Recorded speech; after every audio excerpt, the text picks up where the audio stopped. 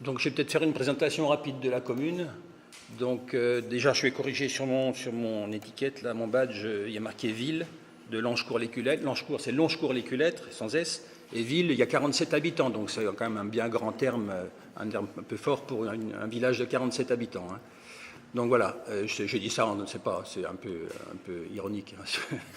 Donc 47 habitants, et ce village bien sûr rural qui fait partie d'une communauté de communes de 20 communes, donc 20 communes, 5200 habitants pour la communauté de communes, ça veut dire que l'essentiel, comment dire, il y a, sur les 20 communes du canton, il y a 15 communes qui ont moins de 100 habitants, donc c'est vraiment un canton assez très rural, un peu en perte, enfin plus en perte d'habitants, donc problème de main-d'œuvre locale, les gens s'en vont ailleurs, enfin c'est difficile. Et le village de Longecourt-l'Éculêtre, il y a deux grosses fermes, son activité économique c'est essentiel, c'est donc l'élevage de charolais. Et il est en grosse diminution depuis un moment d'habitants, l'école est fermée depuis longtemps, il n'y a quasiment pas d'enfants qui sont scolarisés, il y a un tout jeune enfant qui est né il n'y a pas longtemps, sinon ça se passe, la plus jeune suivante est au lycée, donc entre les deux il n'y a aucune génération d'enfants. Donc, il y a de plus en plus de gens âgés. On a donc décidé, enfin, j'ai poussé pour la réflexion sur une façon de redynamiser le village, de faire venir des nouveaux habitants. Primitivement, c'était une forme de lotissement relativement intégré. On était allé voir une expérience à Miribel, dans le Vercors, d'une extension harmonieuse, on va dire, de village.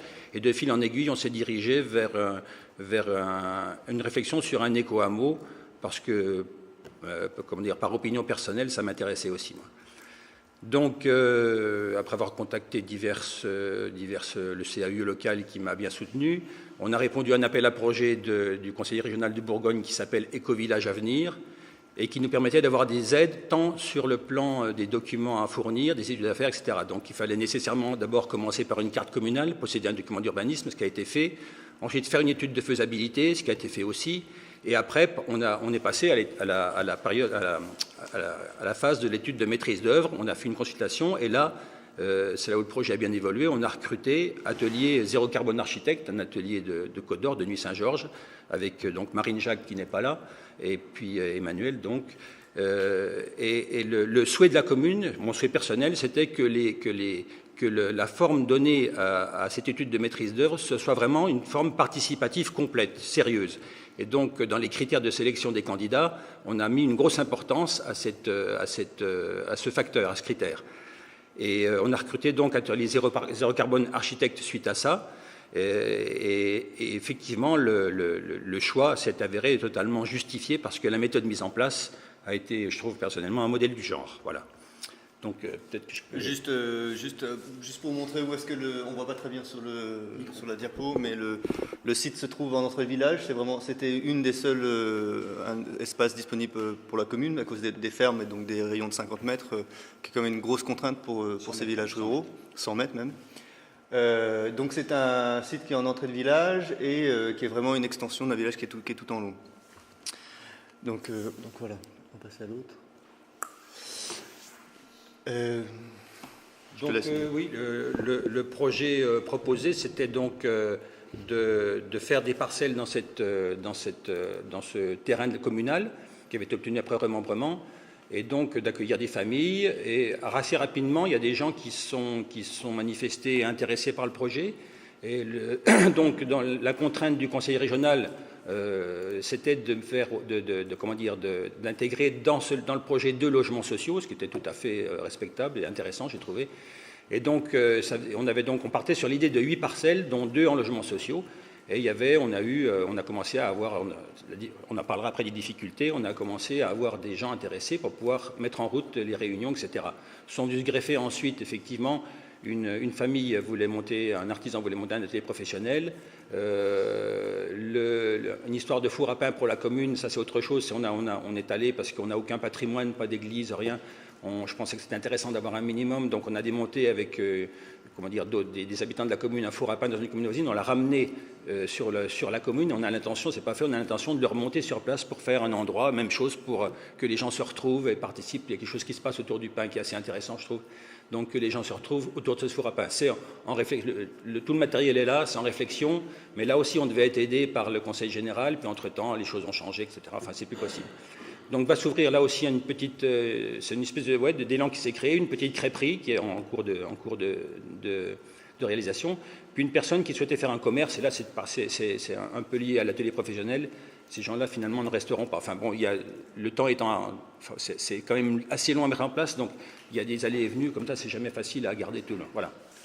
Donc voilà, donc ça résume pas mal en fait ce qu'on a mis en place. Je vais peut-être dire 2 mots un peu plus sur le processus participatif. Donc c'est, comme on l'a dit tout à l'heure, on a fait ça en 3 étapes. La première, c'était vraiment avec juste les habitants et les accédants. Donc avant de commencer le projet, on avait 3 familles d'accédants. Ouais. Et l'espérance, c'était qu'au cours du processus, il y ait d'autres familles qui viennent se greffer. Et effectivement, il y a un certain nombre de personnes qui se sont montrées intéressées, qui ont participé aux réunions, qui ne sont pas forcément restées, mais en tout cas, elles ont pu voir comment ça se mettait en place. Donc la première partie, c'était les habitants plus les accédants, ce qui a permis d'un peu de les mélanger et de faire sortir un peu ce que le village voulait. La deuxième étape, c'était plus avec juste les accédants, donc c'était une table ronde qui était un peu plus, on va dire, intime. On était une dizaine de personnes, on a fait des réunions toutes les 2 semaines, donc c'était assez souvent, pendant 3 mois. Où nous, on a expliqué un peu des détails techniques, un peu des modes de construction, des expériences énergétiques, etc., pour essayer d'aboutir à quelque chose qu'ils voulaient vraiment. Voilà, ce qui est à noter simplement, c'est que la succession, tous les 15 jours de réunions formelles, les accédants, les potentiels accédants présents ont souhaité se retrouver entre les réunions même pour se rencontrer, pour rediscuter, etc. Voilà, c'est juste un point à souligner quand même. Oui, c'est vrai que le rythme, c'est-à-dire que nous, donc, on a accompagné ce dessin de plan masse, mais c'est vrai que c'est pas suffisant. Il faut, pour qu'un projet participatif comme ça se mette en place, il faut que les habitants qui vont vivre dans ce village, puisqu'en plus ça va être une copropriété, qu'il y a une espèce de terrain commun, donc c'est pas forcément un grand terrain à la campagne, mais c'est un petit terrain privatif plus un grand terrain commun. Donc c'est vrai, ça il faut le faire passer aux habitants, et ils ont besoin de se retrouver ensemble pour que ça marche. Très bien. Voilà, on va peut-être passer directement aux problèmes rencontrés.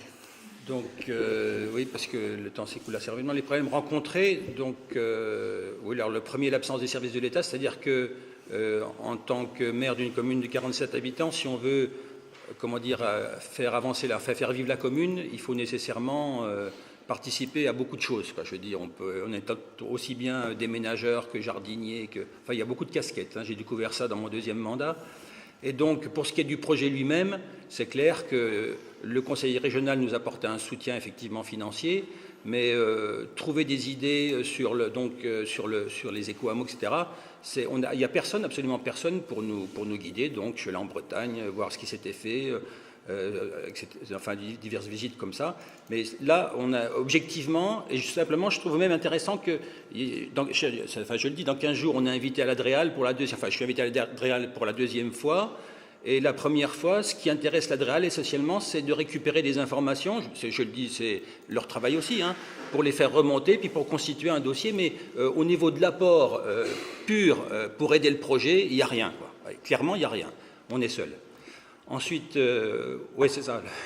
Je trouve qu'on peut pas être, on est maire, mais on peut pas être agent immobilier pour vendre des parcelles, on peut pas être communicant pour faire connaître le projet. Je veux dire, c'est pas possible, quoi. Donc, on a nos limites, hein. Vraiment, enfin, personnellement, en tout cas moi, peut-être qu'il y a des gens qui sont totalement polyvalents, mais c'est pas mon cas.